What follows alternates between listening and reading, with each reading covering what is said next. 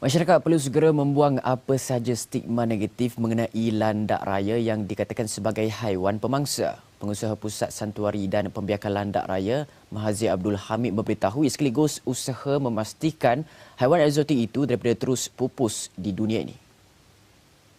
Seekor landak raya mampu melahirkan anak 5 kali dalam tempoh 2 tahun. Tempoh bunting landak raya adalah sekitar 3 hingga 4 bulan. Landak raya juga boleh menyusukan anak sehingga 4 bulan kecuali anak itu diasingkan daripada ibunya bagi tujuan mempercepatkan kelahiran seterusnya.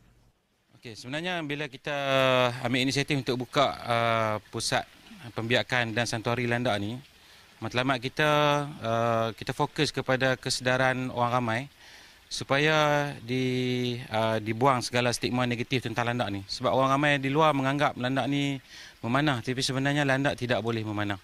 Dan landak landak bukan pemangsa tapi landak menjadi mangsa. Sebab itu haiwan ni semakin pupus. Jadi kita kena ambil satu langkah bagi menyelamatkan spesies yang dikatakan haiwan prasejarah ini.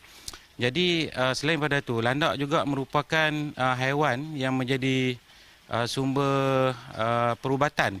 Kalau orang zaman dahulu kala, mereka menjadikan landak ini sebagai haiwan untuk tujuan perubatan mereka seperti merawat penyakit penat, menyembuhkan sengatan haiwan, menyembuhkan luka dan banyak lagi khasiat dia sebenarnya. Jadi sebab itu saya menyeru kepada orang ramai supaya memahami betul-betul haiwan ini dan boleh datang ke pusat santuari ini, dan masuk adalah percuma. Kita tidak menggunakan pembayaran sebab kita nak bagi peluang orang ramai supaya mengenali dengan lebih dekat apa itu landak raya. Landak raya atau nama saintifiknya Hystrix brachyura merupakan antara haiwan unik yang banyak ditemui di hutan belantara Malaysia, Kepulauan Nusantara dan Afrika. Ia dipercayai antara spesies haiwan purba yang masih hidup dan hampir pupus akibat aktiviti penerokaan hutan.